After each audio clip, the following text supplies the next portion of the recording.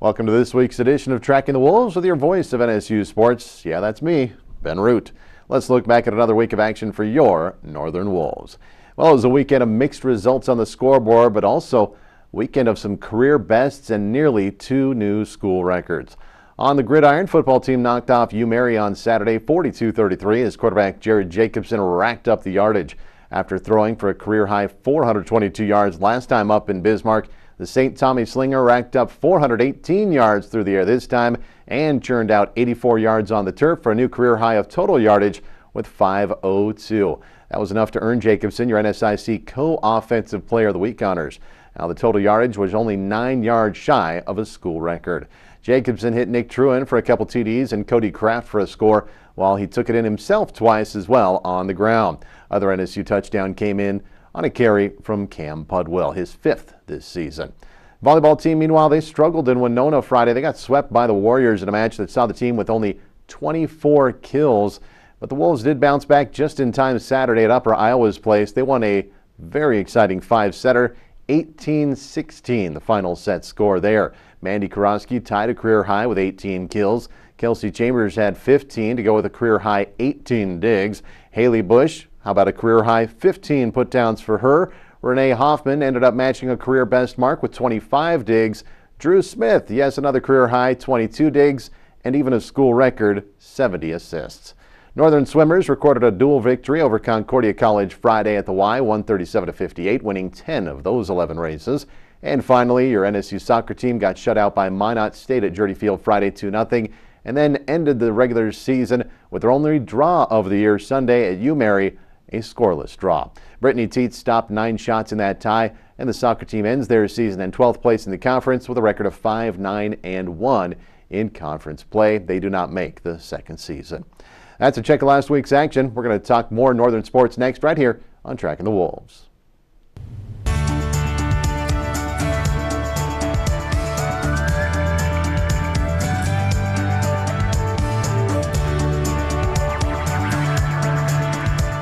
NCAA championships are something special. Filled with memories we will carry with us for the rest of our lives. We ask that you cheer hard for your institutions. Acting responsibly and courteously towards those around you. In the spirit of sportsmanship, enjoy the game and let's provide our student athletes, coaches, officials, and fellow fans the respect they deserve.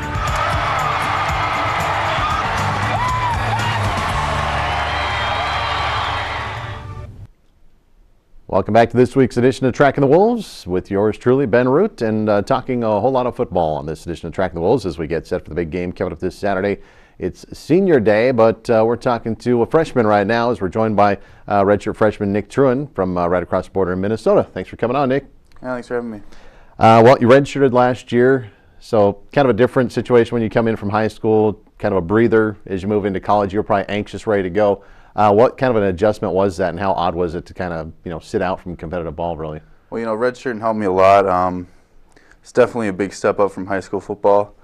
A lot bigger, a lot faster games, so that year off really helped me. And this year coming in as a starter, it's been awesome. I couldn't ask for more. And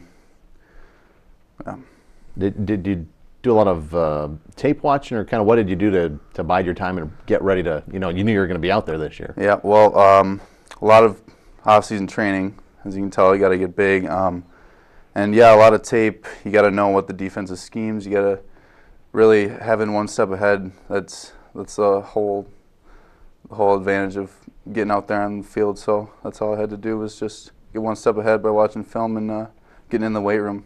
Now, a lot of the guys, room with teammates and what have you. Who were you with last year, and did you learn some from him too, or?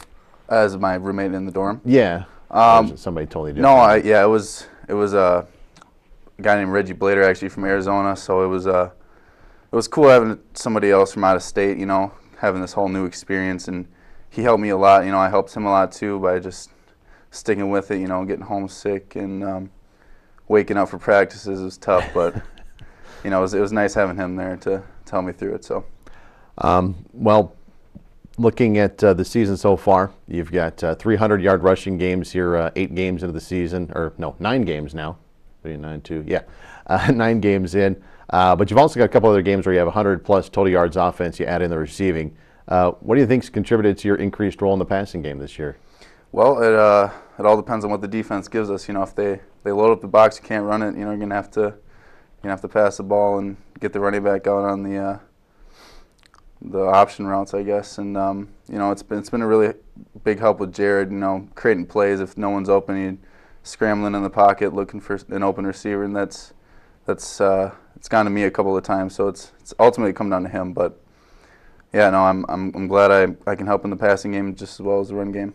Yeah, last week, most productive out of the backfield in terms of catches. You had 79 yards, 6 catches, and the 2 touchdowns. I know you're letting Jacobson know, he was able to just throw it short a few times. Of course, he's a senior, you're a freshman. If you gained a lot talking to him, it seems pretty laid back. I mean, he'll take the razzing and everything. Yeah, no, it's awesome having him as our offensive leader, and honestly, I look at him as one of our biggest team leaders, and he's so poised in there, and talking to him as a freshman, it really helps him being a senior. Him telling me it's gonna be all right and keep me on track. So he's been a big role model in my life so far. So has he been the main guy that you've kind of talked to get out there, or is there a certain running back that took you under their wings or something? Because the running back crew has been so dinged.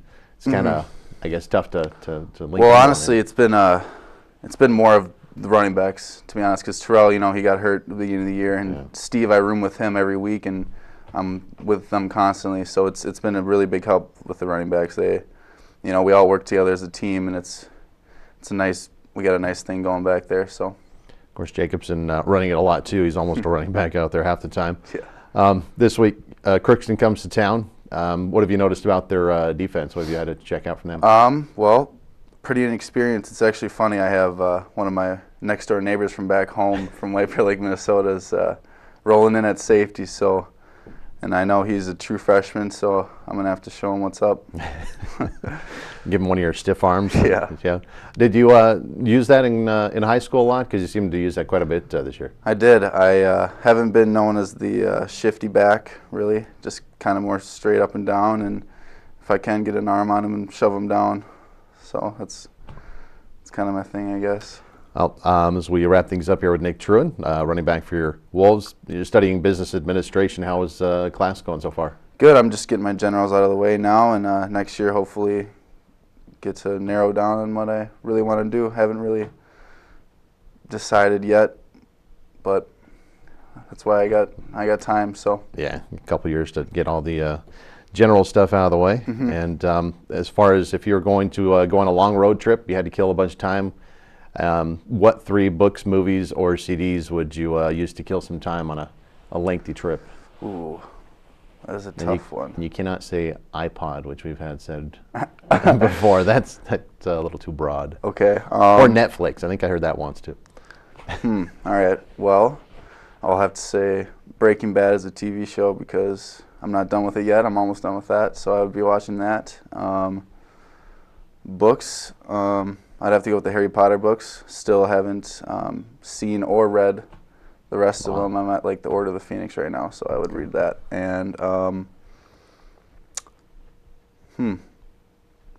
we'll go with Miracle for a movie. Okay, that's good. I haven't seen that one yet. I know how it ends though. Really? I'm familiar with the call, so. Okay, well, you got to watch it. Well, thanks for coming on, Nick. And thanks for having me. Thanks. That's Tracking the Wolves with Nick Truen, running back for your Northern squad. We'll be back with more in just a moment. We know you want family-friendly sporting events. Sporting events where you can be comfortable and entertained in a positive environment. Watching great individuals and teams compete. With commitment, effort, and good sportsmanship. That's what the Division II Game Environment Initiative is about. Be a part of the excitement and find out why. These student athletes say with pride, I chose. I chose Division II. Welcome back to this week's edition of Tracking the Wolves with yours truly, Ben Root, voice of the Wolves, and time to talk some football here on this edition of Tracking the Wolves. And we're joined by senior on the D-line, Scot Taggart joins us. How you doing, Scott? Doing good. How you about yourself?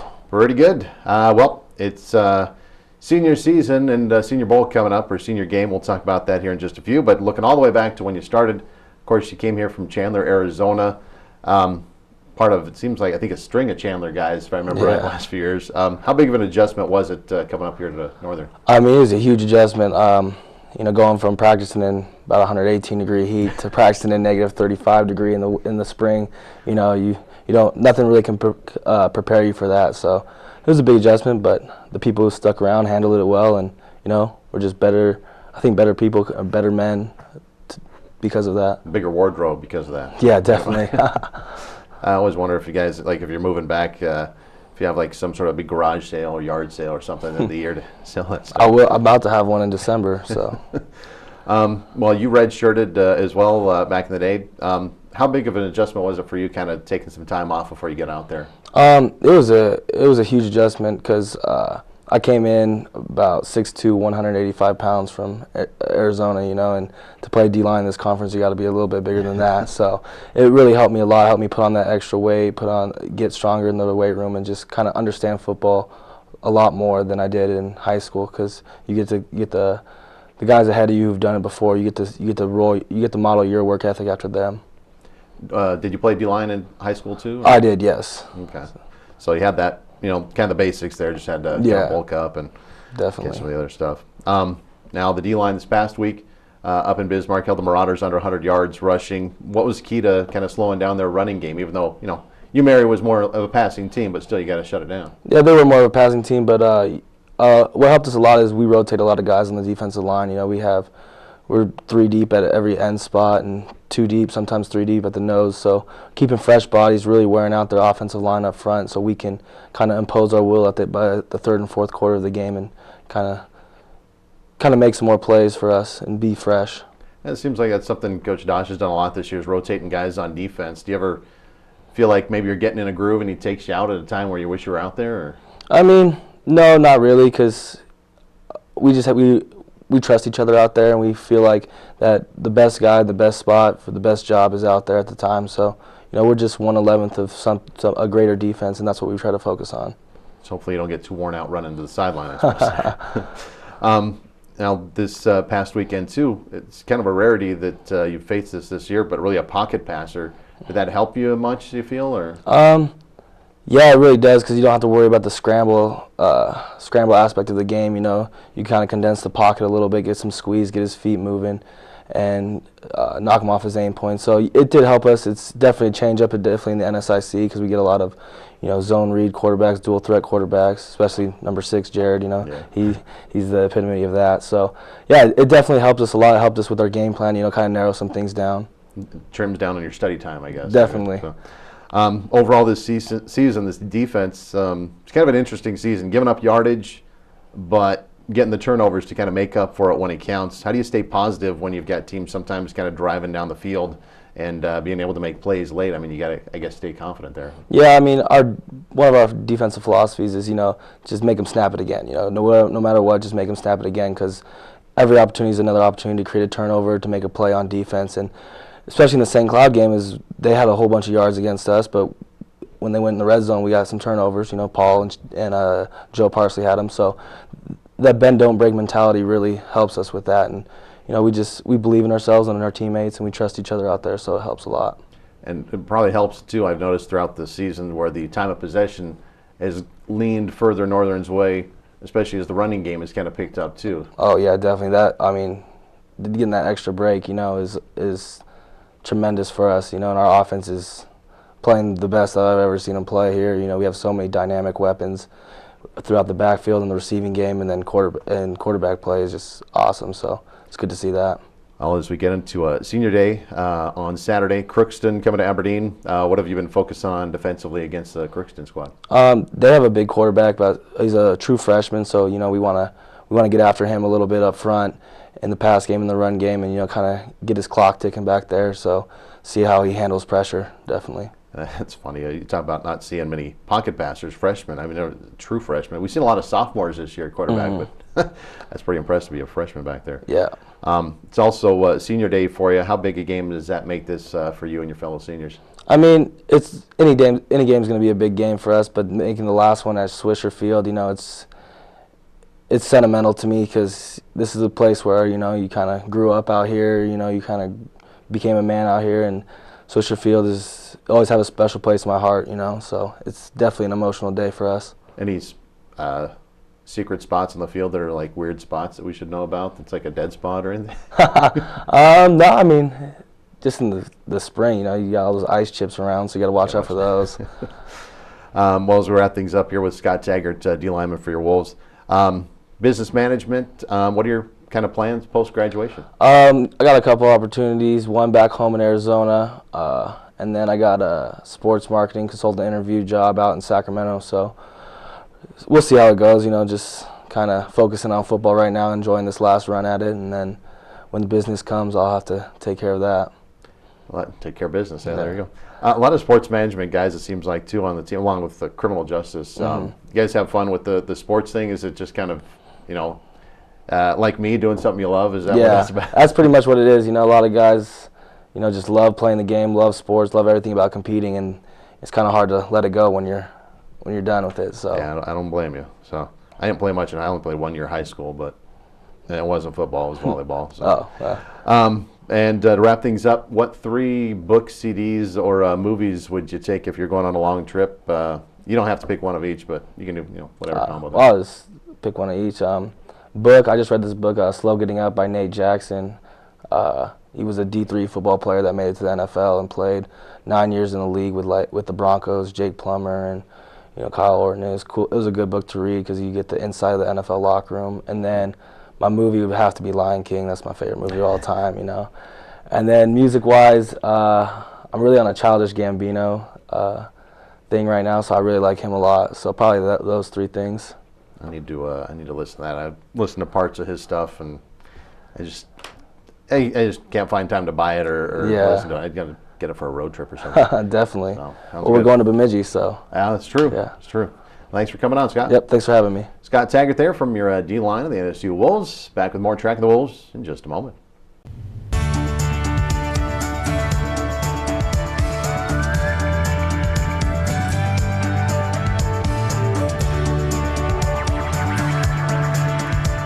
NCAA championships are something special.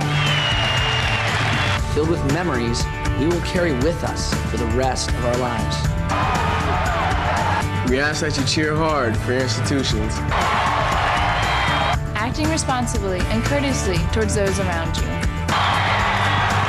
In the spirit of sportsmanship, enjoy the game, and let's provide our student athletes, coaches, officials, and fellow fans the respect they deserve.